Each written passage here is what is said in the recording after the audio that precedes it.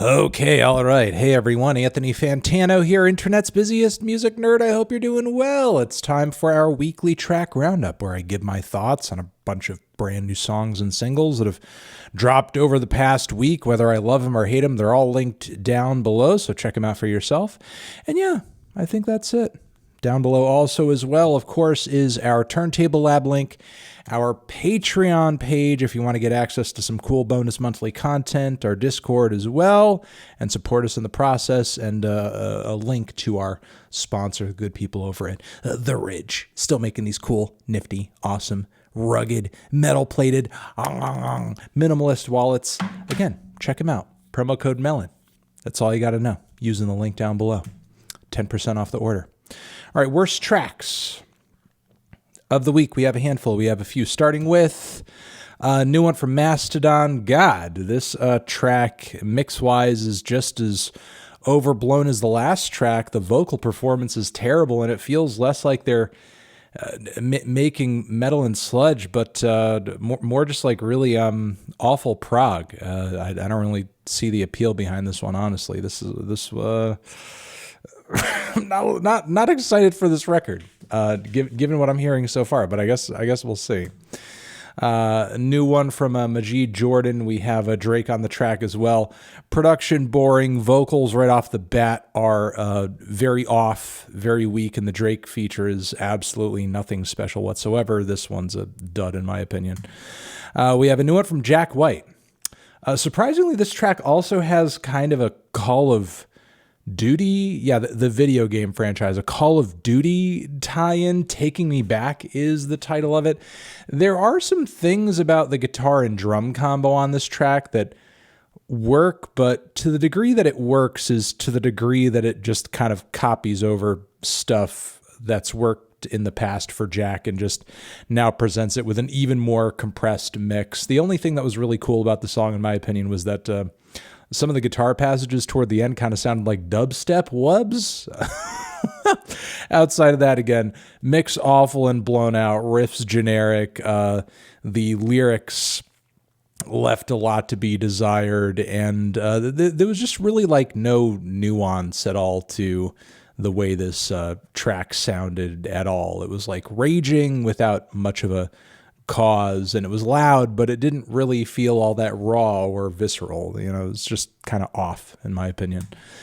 We have a new one from Elton John. This one has Young Thug and Nicki Minaj on it. Always Love You. It just kind of, I know it's an original track, but like the way it kind of transitions from John to Thugger and then subsequently to Nicki, it just sounds like a bad Elton John remix. I just don't really get the appeal of these lockdown sessions. I think so far they're kind of proving themselves to be pretty weak.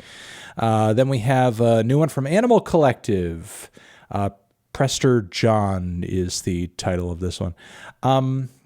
This has got to be one of the band's weakest songs instrumentally ever. There's like no interesting, I guess, wondrous character to the way it was put together. It just kind of sounds like very plain and straightforward. And the song itself is kind of flat and unmemorable. I just don't really, and look, Animal Collective had a great run, man. And they've come out with some of the best records in psychedelic music ever. But I feel like this is just not even scratching the surface of just merely checking the boxes of what typically makes their songs great and interesting. It just kind of sounds like, I guess I'll say the Beach Boys in the middle of a really bad acid session, and not really kind of hitting upon anything all that interesting in the process. And then meh. Let's move on to the tracks that I, wasn't crazy about, but thought were okay and certainly worth a shout out. You might enjoy them more than me. The Weeknd teaming up with Swedish house Mafia, Moth to a Flame. It's not too bad. Narratively, a bit of a surprise for Abel, given, sort of that, I guess I'll say more of a House of Balloons era, type of vocal delivery, I guess. Singing about this girl with another guy and meant to be together and so on and so forth. He didn't come off as quite as dark and bitter on this one, I guess, vocally and lyrically. It's fine. It's fine. You know, for the Weeknd over like, you know, more of a dance cut, it's okay. All right, Health and Poppy. You know, with Health, I've been enjoying a lot of their collaborations as of late, but you never really know when you're going to get a track that hits hard, which I kind of anticipated given it is Poppy and she's been putting out a lot of metal stuff as of late. They're going to drop a track that hits hard or a track that's like super syrupy and everyone's vocals kind of melt into the atmosphere and it doesn't really, you know, hit all that boldly. And this instance is kind of the latter, unfortunately. Dead Flowers is the title, but hey, if you're a big fan of either artist here, you might dig it. We have a new one from Lana Del Rey, Blue Banisters. The record is out now. The song over here, If You Lie Down With Me. I'm not going to say too much about it because I am going to give my thoughts on the full LP very soon, but I think this one's okay. It's all right. We have Charlie I.O., a track from Ellevator. Ellevator. Ellie. It's like the name Ellie, but then Vader afterwards. It's a sparkling piece of art pop that you might enjoy. It's pretty good. Check it out. It's got some cinematic instrumentation behind it too. Give it a try. All right, Beirut, kind of a quaint new single over here from Zach Condon. It is, I believe. Fisher Island Sound. It's okay. Give it a try if you're looking for something really, you know, sounds like you could have a day at the beach in New England. You could ride down to the Cape and listen to it. Give it a try.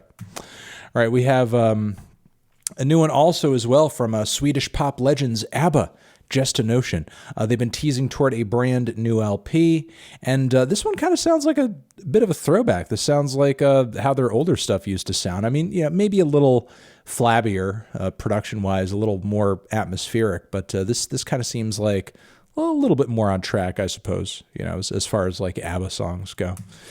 All right, let's move on to the best tracks of the week, the ones that really stuck with me. They are as follows. Richard Dawson and Sickle continue to kill it with this new one, Methuselah. And yeah, they're really like coming together with some amazing and artful combinations of folk and rock and prog, and it's just so outlandish and ridiculous, and I love it. It's so creative and bold and multi-phased, and the song over here, if I didn't already say it, is a title. Yeah, again, it's Methuselah. It's great. It's fantastic. Give it a listen. All right, we have a new one from Parquet Courts. Another track from their new album that is out now. This one over here, Homo Sapien, is great. It's fantastic. It's a wonderful rocker, great riffs, great energy. Loving the band sounding tight as hell on this one. Thoughts on the record, thoughts on the LP very soon. All right, next we have Obongjayar, Message in a Hammer is the title of this track, new single. It's fantastic. Loving the grooves, loving the, you know, sort of experimental timbres and electronic bits in the instrumental too. Of course, this guy has like a one-of-a-kind voice that you might remember from the latest Little Sims record because he appeared on that. Yeah, track just kicks ass all around. Give it a listen. Give it a try. We have next a new one from Dijon, an artist that quite a few people have been recommending to me lately, including Gene Dawson. This guy does some cool experimental R&B, but it's kind of like a fusion of a bunch of different things. And he's got a lot of videos on YouTube of like, you know, studio and live performances that he's kind of doing on the fly with other musicians. And it's all like, you know, very intriguing and compelling, and he's got a really creative vocal style as well. This song over here, Rodeo Clown, I'd love to point you guys to. Give it a shot. Give it a listen. Give it a try. All right, we have a new one from Bonobo as well. Jamila Woods on the track Tides. It is low-key, semi-ambient, beautiful, kind of a trip-hop quality to it as well. It's great. It's fantastic. Give it a shot. And Big Sean teams up with Hit Boy on What a Life. It's a banger. It's a banger. What more can I say? Hit Boy came through with a bop on the instrumental. Big Sean sounds good on top. Nothing too crazy, you know, in terms of like writing or hooks or anything like that, but it's just got a, you know, kind of creative production, good flow, good vibe from Big Sean. Liking it. Good track all around. And that's it. Weekly Track Roundup. Thank you, thank you, thank you. You're the best, you're the best, you're the best. Anthony Fantano. Hopefully you got some good recommendations out of this video. Weekly Track Roundup forever. Blah, blah, blah, blah, blah. Ba-boom.